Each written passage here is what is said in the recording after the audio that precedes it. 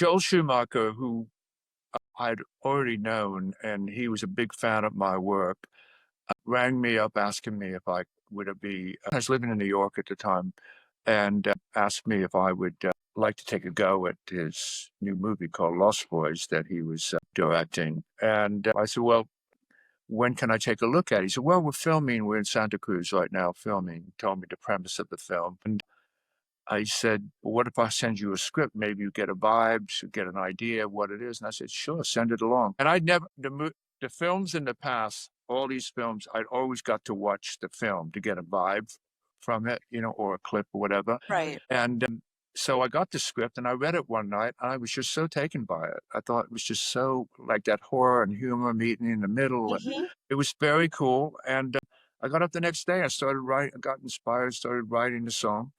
And little by little, I went up to my studio and just all these kind of, my friend Mike Maneri, who was we had these three little studio rooms, and I heard this beat going on. I said, what the blazes is that? And I went in and he said, oh, I'm just working on something. And I said, can I take that and bring it in? I want to, and and I just started working on, the melody and the chord thing and finally got the chorus. And then it was kind of written in and I started working on the lyrics, I think, took about 3 hours in total. And then Wow.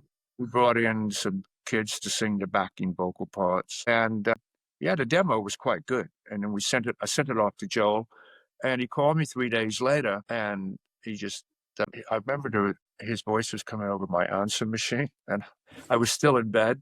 And so I got up and he says, Joel, pick up. And I could hear Cry Little Sister in the background, you know? And I said, what's up? And he said, been playing this song on set, mate. It's unbelievable.